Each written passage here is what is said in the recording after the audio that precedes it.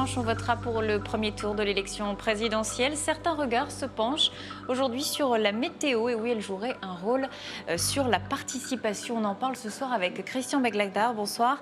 Vous êtes enseignant-chercheur à la Cato. Vous avez réalisé une étude là-dessus. Alors expliquez-nous, il faut qu'il fasse beau ou non pour aller voter? Alors, il faut qu'il fasse beau.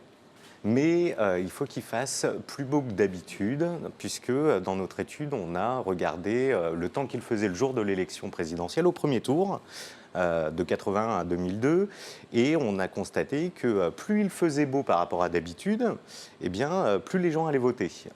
Plus précisément, 3 degrés de plus par rapport à la moyenne sur 40 ans conduisait à une augmentation de 1 point de participation. 1 point de participation. Il faut qu'il y ait du soleil en plus aussi?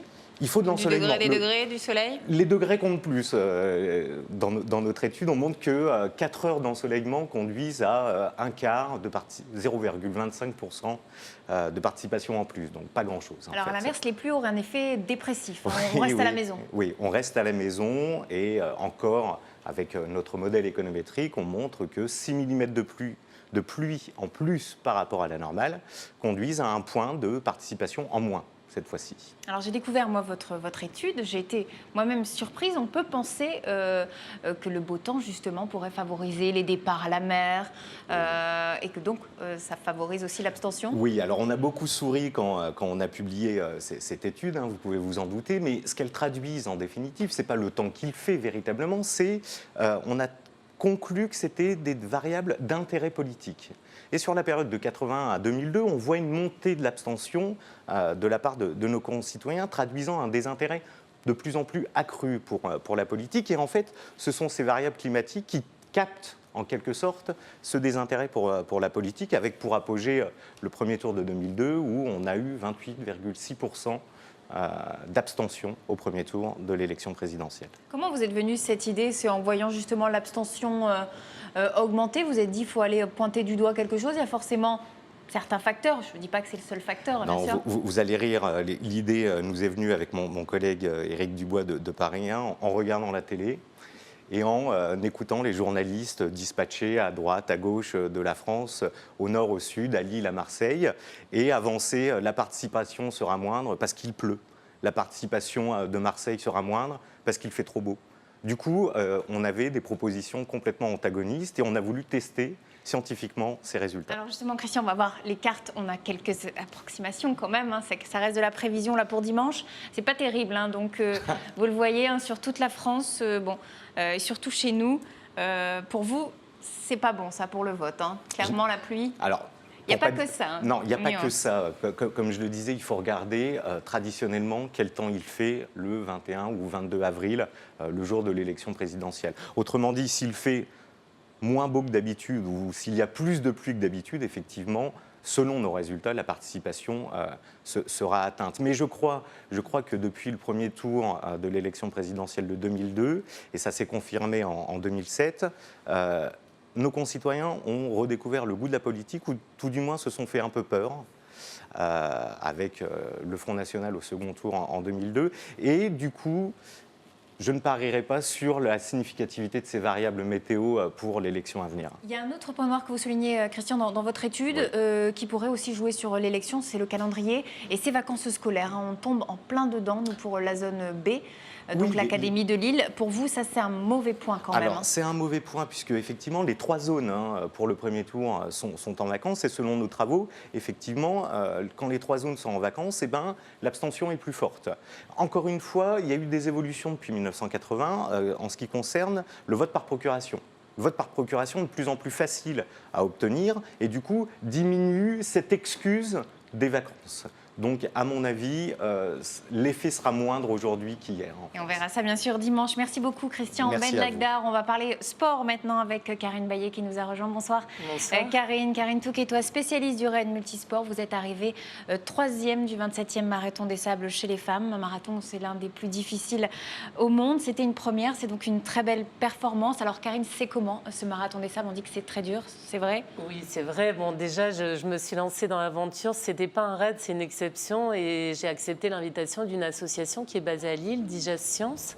Et donc, nous étions 6 à participer à ce marathon des sables. Et c'est vrai que ça a été une des courses les plus dures puisqu'on enchaînait quasiment un marathon chaque jour avec une étape longue de 81 km. Tout ça sous 50 degrés, dans les dunes, le sable, avec la souffrance des pieds, avec...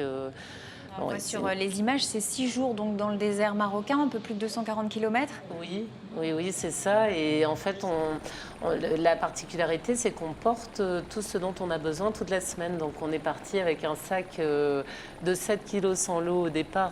J'avais un des sacs les plus petits. Et chaque jour, comme on mangeait, ça s'allégeait un petit peu. Mais la fatigue aussi se faisait ressentir. Donc, c'est une sacrée épreuve. Vous l'avez dit, il faisait chaud, vous deviez gérer aussi l'eau. C'est peut-être ça aussi la particularité de ce marathon? Oui, c'est vrai qu'on a un quota d'eau. Donc, tous les matins, on allait chercher notre eau et puis on devait fonctionner avec cette eau. Maintenant, on n'a pas manqué.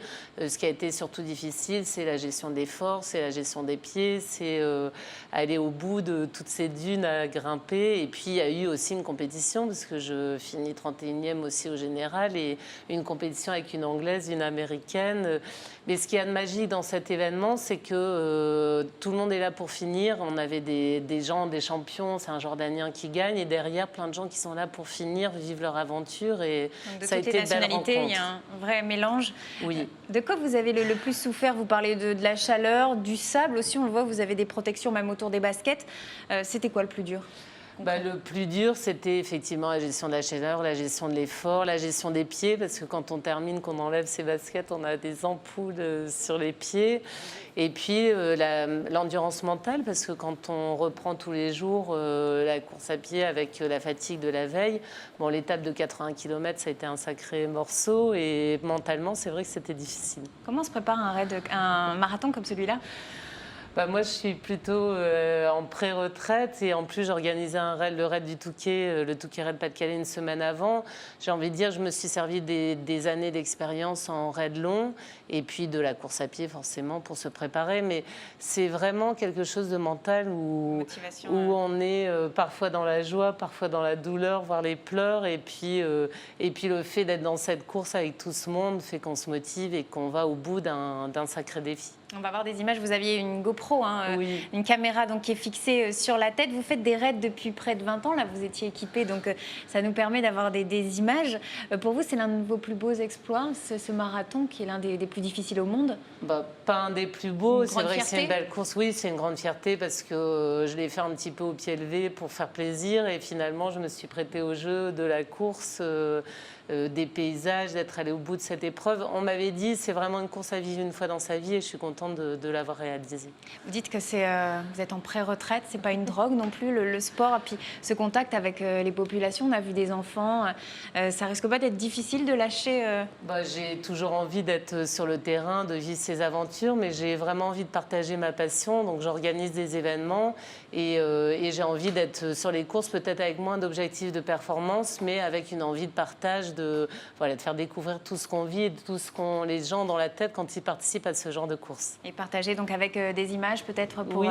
Pour les médias. Merci beaucoup Karine Baillet et encore félicitations pour ce bel exploit. Merci également à Christian Ben-Lagdar d'avoir accepté notre invitation. On va voir rapidement les résultats de la question d'actu. Martine Aubry est-elle la mieux placée pour Matignon? Vous êtes 56% à nous répondre oui, donc en cas bien sûr de victoire de François Hollande.